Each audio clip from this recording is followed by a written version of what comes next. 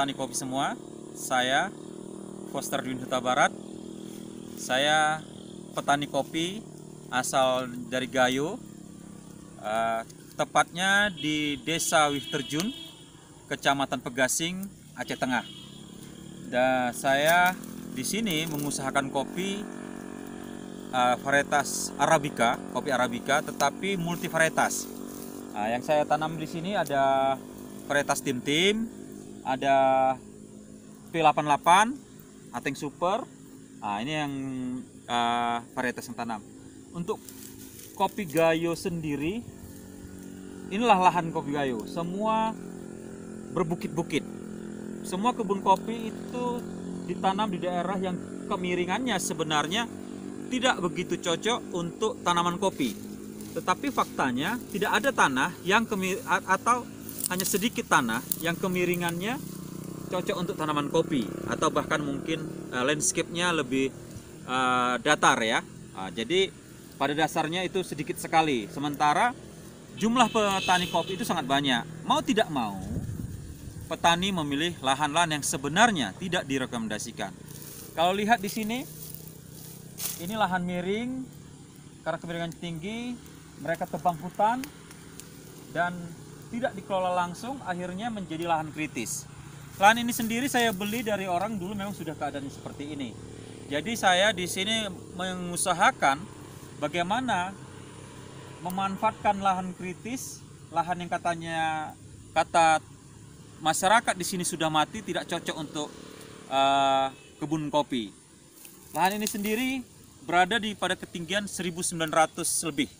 Dari 1900 meter lebih dari permukaan laut. Ini harapannya pada lahan-lahan ketinggian seperti ini akan menghasilkan kopi dengan density yang baik dan lebih sweet, lebih manis dan juga fruity.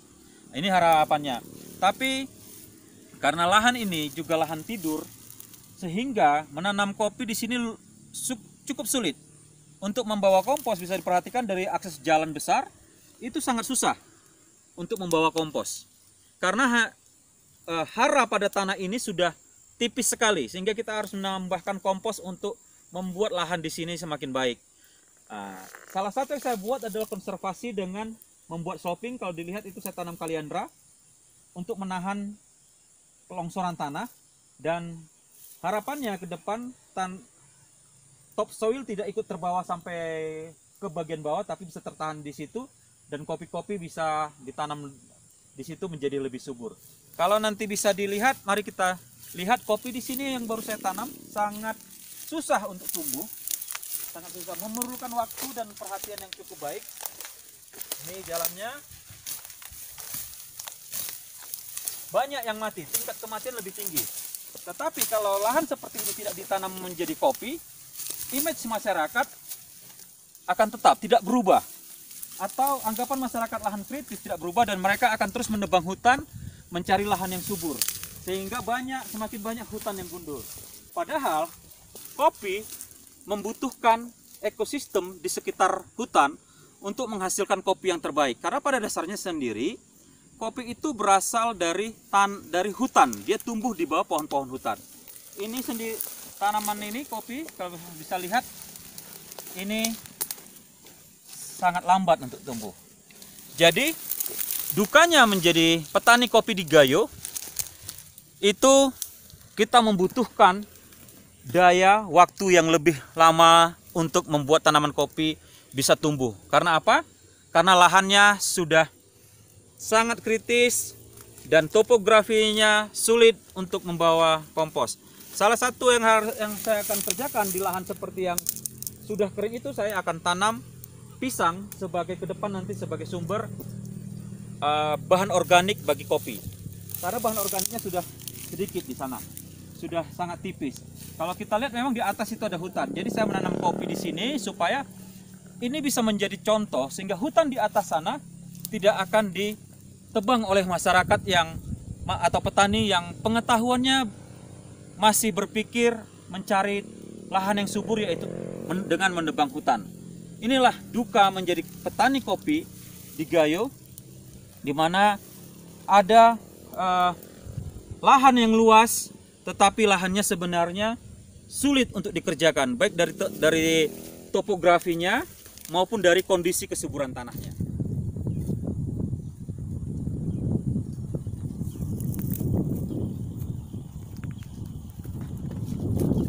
Saya sendiri mengusahakan kebun kopi ini dengan pola pertanian terpadu dengan ternak kambing.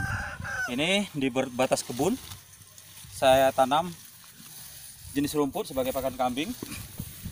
Rumput ini sendiri adalah jenis rumput odot yang sekarang cukup familiar di antara peternak kambing dan peternak sapi. Tetapi rumput odot ini di dataran tinggi daunnya kurang lebar, tidak seperti di dataran panas. Dan selain rumput odot sebagai pakan ternak, saya juga menanam indigo vera.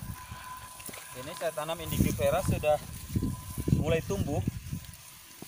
Ini manfaatnya juga selain sebagai pelindung kopi-kopi di bawah sana, ini manfaatnya juga sebagai pakan ternak karena kandungan proteinnya sangat tinggi, 27 sampai dengan 27%. Kami petani kopi di Gayo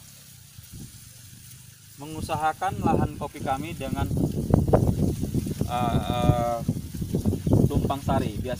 Biasanya kami tumpang sari dengan cabai, dengan kol, dengan kentang. Sekarang ini lahan saya tanaman kopinya berumur ini macam-macam, ada umur mulai dari 1 tahun sampai dengan 3 tahun. Jadi kami tanam dengan jagung manis. Ini jagung manisnya. Jadi harapan kami tanaman tumpang sari ini berfungsi sebagai sumber pemasukan sebelum kopi benar-benar maksimal memberikan hasil. Indigo vera kami pakai dengan pola tanam stek, walaupun indigo vera bisa ditanam dengan benih juga. Ini dengan stek. Ini saya ambil dari kebun yang lain, dari pohon itu yang sudah dipangkas. Kami tanam lagi batangnya, stek batang sebagai pelindung dan sebagai pakan ternak. Karena pelindung juga harus dipangkas dan hasil pangkasannya bisa sebagai pakan kambing.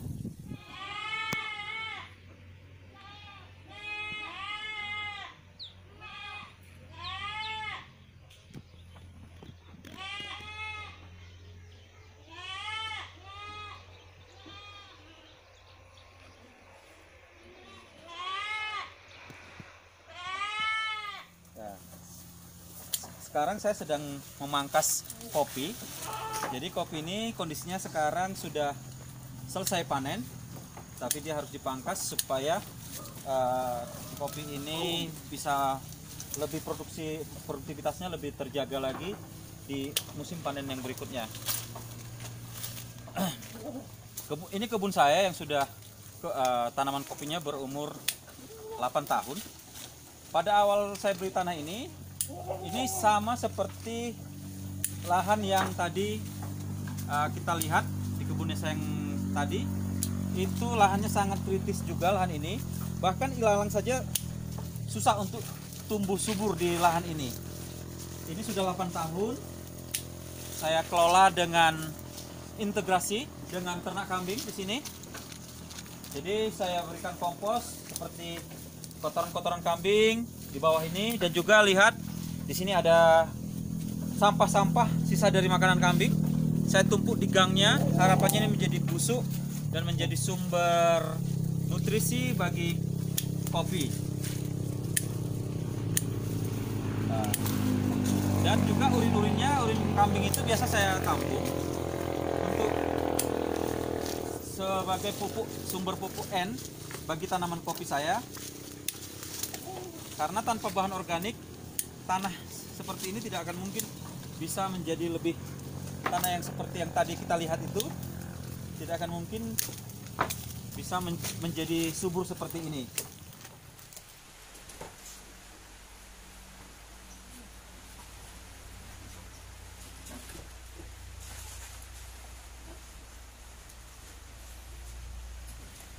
Ya, inilah tempat pengeringan kami. dengan sistem para-para, dan di para-para ini berada di dalam greenhouse. Ini proses giling basah, bisa kami jemur di sini. Itu ada di sebelah sana, ada honey proses, dan di bawah ini natural.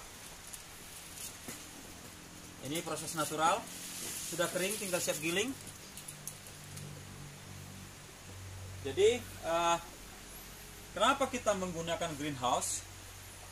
Yang pertama, secara khusus untuk pengolahan honey dan natural ini sangat membantu, karena honey dan natural tidak boleh terfermentasi. Jadi greenhouse sangat menolong untuk itu.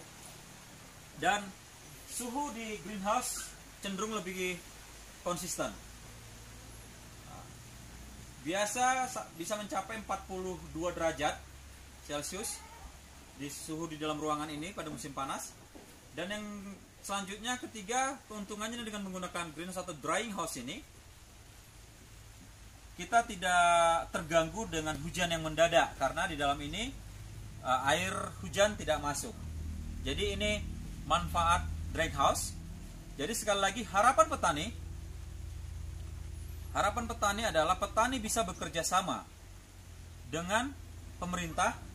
Jadi pemerintah sebaiknya membuat kebijakan-kebijakan yang menolong atau mendorong petani bekerja dengan lebih mudah. Apakah lebih mudah menjual, lebih mudah memproduksi?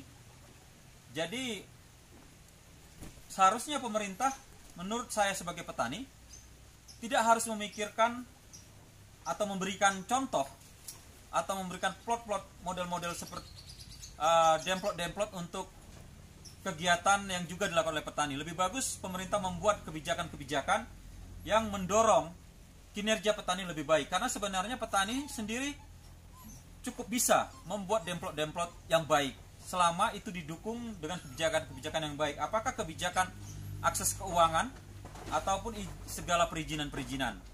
Yang kedua, harapan petani, saya sebagai petani bisa bekerja sama dengan akademisi, di mana akademisi yang seharusnya melakukan penelitian-penelitian baru, apakah itu dari prinsip-prinsip ataupun teknologi-teknologi yang mendukung untuk kemajuan petani, untuk meningkatkan produktivitas dan juga meningkatkan kualitas. Jadi tanpa kerjasama antara petani, yaitu praktisi, ataupun pebisnis juga, saya pikir pebisnis itu mesti satu kelompok dengan petani. Dan akademisi, baik itu kampus-kampus maupun SMK-SMK, dan juga pemerintah, tanpa kerjasama ketiga pihak ini, itu tidak akan mungkin terjadinya kesejahteraan petani dan pertanian kopi yang seperti yang kita harapkan. Jadi itu harapan saya, ada kerjasama yang baik antara petani atau praktisi, pemerintah, dan juga akademisi. Terima kasih. Saya Foster, petani kopi Gayo dari Aceh Tengah, Kecamatan Pegasing, Desa Wih Terjun.